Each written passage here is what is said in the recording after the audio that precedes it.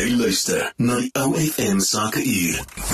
Op OFM se Sakeuur gesels ons vanaand met André van Niekerk. Hy is hoof van boedelbeplanning en administrasie by PA Prokureurs. Ons praat met hom oor boedelsamesmelting en wat dit in die praktyk beteken. André, baie welkom by die Sakeuur. Vertel vir ons, vir mense wat nie vertroud is met die konsep nie, presies wat is dit? So boedelsamesmelting vind plaas wanneer twee persone deur middel van 'n gesamentlike testament hulle afsonderlike boedel saamvoeg. En dan by die afsterwe van die eerstervende van die twee partye word die bates van beide partye dan as een gesamentlike boedel hanteer, wat dan reeds ten volle op daardie stadium kan vererf. So byvoorbeeld dit kan dan vererf aan hulle kinders of aan 'n familietrust. So statutêre boedelsamesmelting, soos omskryf in artikel 37 van die Boedelwet, vereis dat die bemaking van daardie saamgesmelte boedel.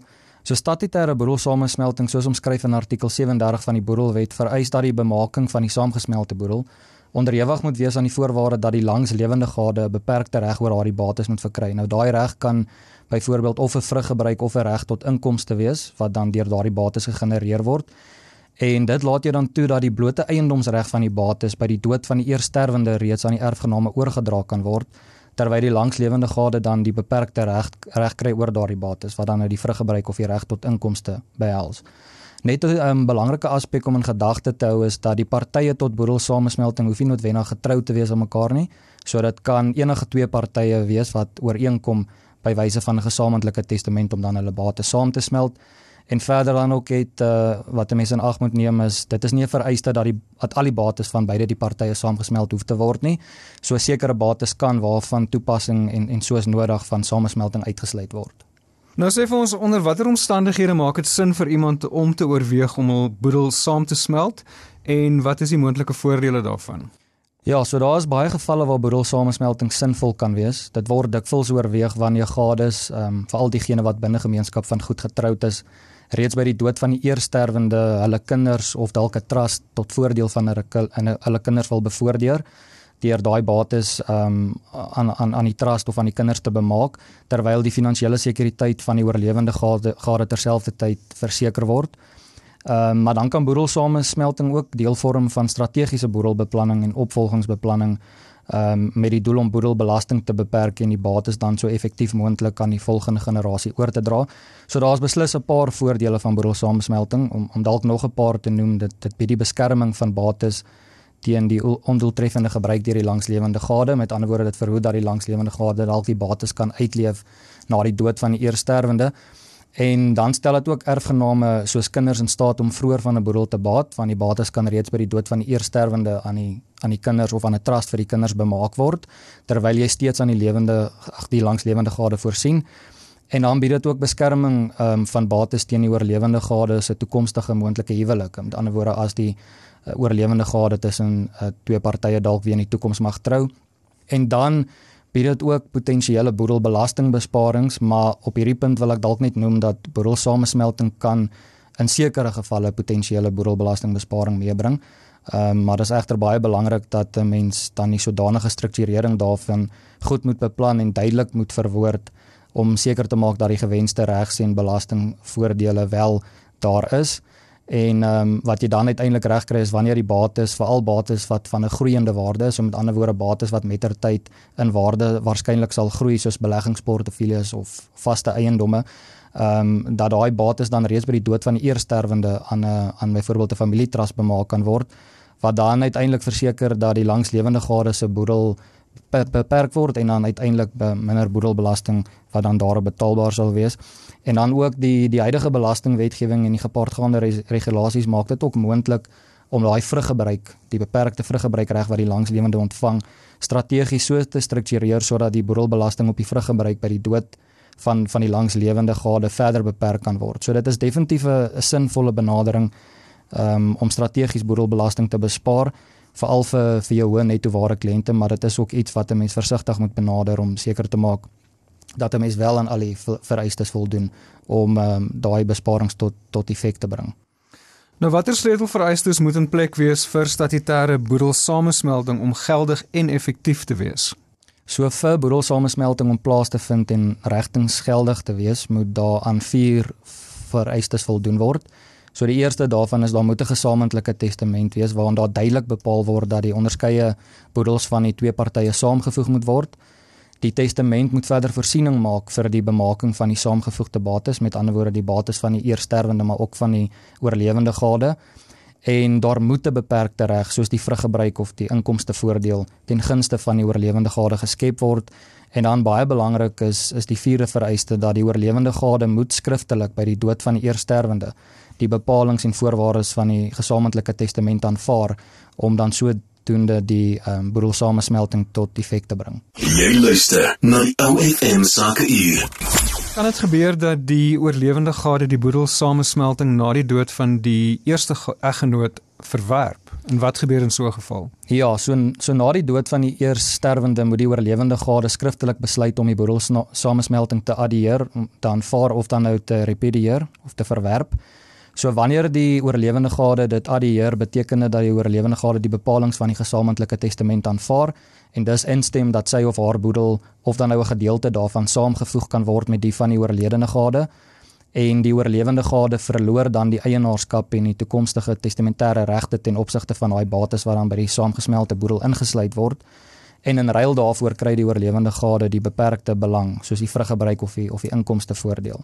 Maar wanneer die langslewende gade die samesmelting repudieer of verwerp, beteken dit dat die oorlewende gade nie die bepalings van die gesamentlike testament aanvaar nie en gevolglik gaan boedelsamesmelting misluk. En in hierdie geval sit 'n mens met ietwat van 'n probleem, want die oorledene se deel van die boedel sal dan oorgaan aan die erfgename in gevolge die bepalings van die testament. Maar wanneer daar nie vir plaasvervangers in die testament voorsiening gemaak word nie, sal daai bates van die eersterwende volgens die intenstate erfreg verdeel word, wat natuurlik verrykende gevolge kan hê, want dit is baie keer teenstrydig met wat die testateur noodwendig beplan het. Daar bestaan 'n veronderstelling teen boedelsamesmelting in die Suid-Afrikaanse reg. Waarom is dit so en hoe kan dit oorkom word? Ja, so in die Suid-Afrikaanse reg bestaan daar 'n weerlegbare veronderstelling teen boedelsamesmelting. So in kort beteken dit dat tensy daar duidelik uit die bewoording in die gesamentlike testament bepaal dat boedelsamesmelting moet plaasvind, dit aanvaar sal word dat elke testateur slegs oor sy of haar eie bates beskik en nie dat die boedels nie saamgevoeg moet word nie. So hierdie veronderstelling bestaan maar basies om te verseker dat die testamentêre bedoelings van die partye nie verkeerd geïnterpreteer of afgedwing word nie, veral aangesien die feit dat boedelsamesmelting verrykende gevolge vir die individue kan inhou wat veral eienaarskap en erfregte ten opsigte van bates betref. So om hierdie veronderstelling teen samesmelting te oorkom, moet die gesamentlike testament van die partye duidelik en ondubbelsinnig bepaal dat eerstens boedelsamesmelting bedoel en verlang word deur die twee partye, en tweedens dat die onderskeie boedels of dan nou gedeeltes daarvan werklik saamgevoeg moet word. So sonder so duidelike bepaling sal die howe waarskynlik veronderstel dat daar geen bedoeling was van die partye om hulle boedel saam te smelt nie, wat natuurlik 'n negatiewe effek sal hê as die partye of as samesmelting 'n kritiese deel van die partye se boedelbeplanning was. Jy het nou genoem hoe belangrik dit is om duidelik in die testamente te wees oor wat die veronderstelling en die bedoeling is. Watter risiko's of onbedoelde gevolge kan ontstaan as boedelsamesmelting nie behoorlik gestruktureer word of as die testament swak opgestel is? Ja, so as boedelsamesmelting nie korrek gestruktureer of duidelik in die testament uiteengesit word nie, kan dit verskeiende risiko's en gevolge inhou.